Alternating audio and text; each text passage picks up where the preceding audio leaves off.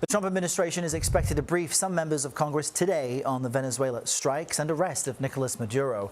While most GOP leaders stand by the president's decision, many Democrats and some Republicans have condemned the actions, which were taken without congressional input.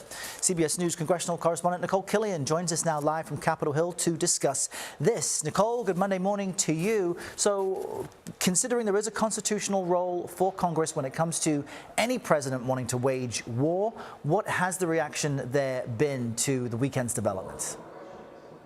Well, that's right. And, for that reason, many lawmakers, more specifically many Democrats, feel that Congress was bypassed in this process, although we have heard from a few Republicans, most notably Maine's Susan Collins, who said that Congress should have been notified ahead of time and sooner than when they did officially speak with administration officials. And many lawmakers over the weekend saying they spoke, for instance, with Secretary of State Marco Rubio following these strikes. He is one of several administration officials who will be here on Capitol Hill later today to brief congressional leaders as well as the leaders of the various committees of jurisdiction, both in the House and Senate this afternoon. Take a listen to how some lawmakers responded to the strikes over the weekend.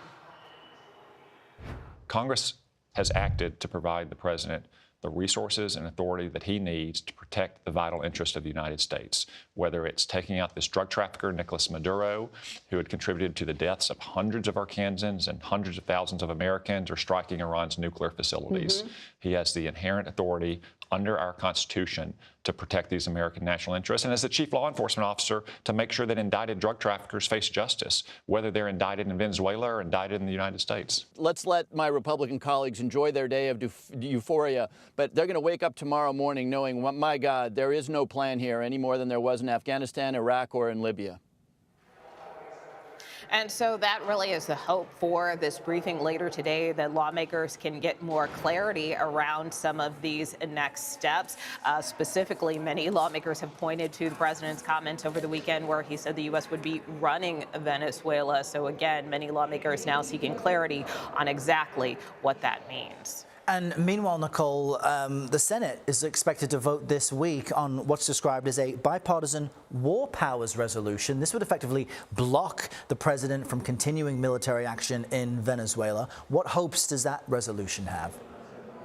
Yeah, that's right. Well, basically, it would bar or prohibit future military action in Venezuela without congressional approval. This is a resolution that has been brought forth before, as we saw, those attacks escalating, for instance, on boats in the Caribbean over the fall and early winter. And so this is a measure that will likely be put forth yet again by Virginia Senator Tim Kaine, who is on CBS Mornings, saying that he plans to bring this up again this week. Now, we did see when it has previously been brought up that there were a few Republicans that did support the measure, but that is really what we will be watching for this week, whether or not we see any other Republicans sign on to this besides those who have sponsored this measure.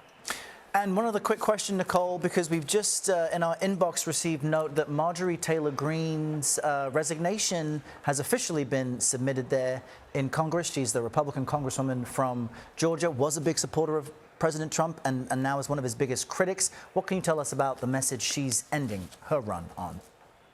Yeah, that's right. Well, you'll recall we spoke pretty extensively to Marjorie Taylor Greene last month before she left Washington. And, she told me that she has no regrets. And obviously, she was a firebrand here in Congress and had her share of controversies and, heated arguments with various members. But she says she doesn't regret any of that, even as she now seeks to turn the page on what she says are now toxic politics in this country. More specifically, obviously, we saw that very notable break with the president shortly after that vote surrounding the release of the Epstein files. Marjorie Taylor Greene, however, though, telling me at this point she has no plans to continue a career in politics, so she won't fully rule that out. So we'll have to see ultimately what's next for her, aside from her engagement over the holidays.